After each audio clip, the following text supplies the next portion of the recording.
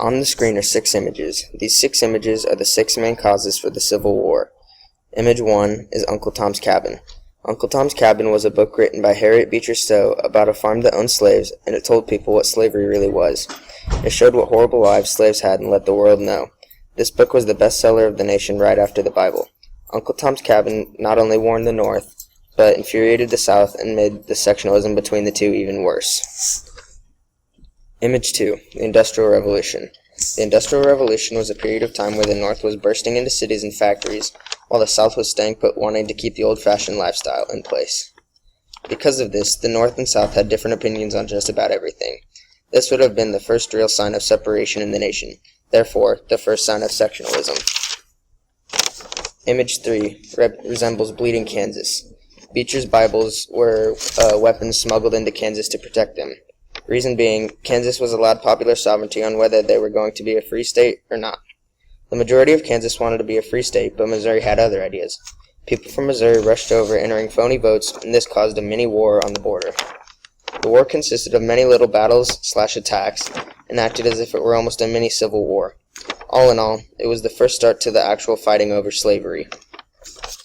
Image 4 is Dred Scott's grave. This resembles the Dred Scott decision. Dred Scott was a black man who had been living in free land for 10 years, but a slave owner took ownership of him and put Scott into slavery. Scott tried to sue but wasn't allowed because technically he wasn't a free man. This whole case showed the South that slavery was basically enforced by the government. It also showed that it could be spread over the nation.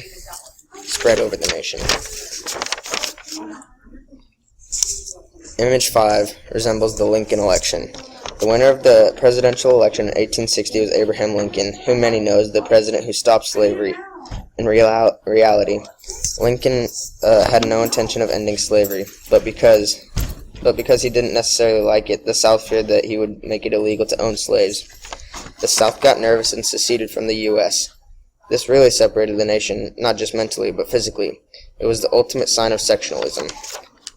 The last image is the fire station at Harper's Ferry. Harper's Ferry was when John Brown, one of the most extreme abolitionists the world had ever seen, John Brown had gone on many killing sprees and murdered many slave owners. Because of this, he was forced to go into hiding. While in hiding, he had the thought that he was going to kill off slavery at its roots in Virginia. He had gathered up a group of about 20 men as his own mini-army.